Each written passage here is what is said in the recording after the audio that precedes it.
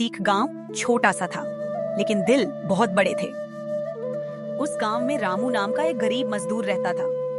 दिन भर मेहनत करता, तब जाकर शाम को चूल्हा जलता। उसके घर में उसकी पत्नी गीता और छोटा बेटा चिंटू थे। एक दिन सुबह सुबह चिंटू ने अपने पिता से कहा, बाबा, आज मुझे मटन खाना है। स्कूल में सब बच्चे मटन की बात कर रहे थे। रामू थोड़ा चुप हो गया। जेब में सिर्फ 50 रुपये थे और घर में राशन भी खत्म होने को था। फिर भी बेटे की मासूम आंखें देखकर वह मुस्कुरा दिया और बोला, ठीक है बेटा, आज मटन ही खाएंगे। रामू बाजार की ओर चल पड़ा। बाजार में चारों तरफ महंगा मटन बिक रहा था। 400 रुपए, 500 रुपए किलो की कीमत सुनकर उसके कदम धीमे पड़ गए। उसने सोचा, 50 रुपए में क्या मिलेगा। भी एक कोने में एक बूढ़ा कसाई बैठा था। उसके पास थोड़ा सा बचा हुआ देसी मटन था। रामू उसके पास गया और बोला, बाबा, 50 रुपए का मटन मिल जाएगा क्या? बूढ़ा कसाई उसे ऊपर से नीचे तक देखता रहा। उसके फटे कपड़े और थकी आंखें सब कुछ कह रही थी।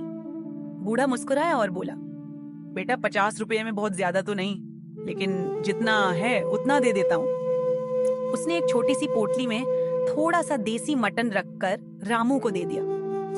रामू खुश हो गया। उसने सोचा, आज मेरा बेटा खुश हो जाएगा। जैसे ही वह घर लौट रहा था, रास्ते में उसने एक बुजुर्ग औरत को देखा। वह सड़क किनारे बैठी थी, बहुत कमजोर और भूखी लग रही थी। वह धीरे धीरे लोगों से कह रही थी, बेटा, कुछ खाने को दे दो।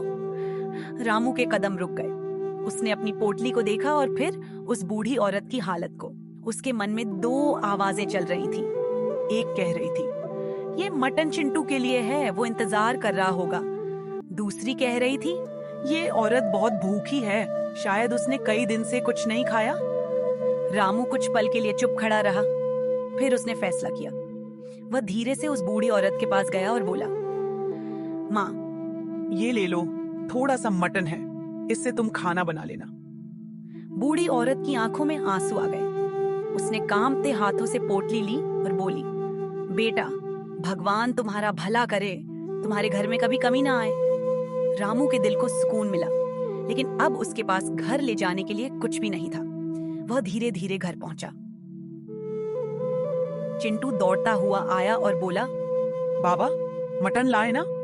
रामू ने मुस्कुराने की कोशिश की और बोला, बेटा, रास्ते में एक बहुत भूखी दादी मिली, मैंने उन्हें दे दिया। चिंटू कुछ पल के लिए चुप हो गया। गीता भी सब सुन रही थी। फिर अचानक चिंटू मुस्कुराया और बोला, कोई बात नहीं बाबा, हम कल खा लेंगे, आपने सही किया। रामू और गीता ने एक दूसरे की ओर देखा। उनकी आंखों में गर्व और खुशी दोनों थे।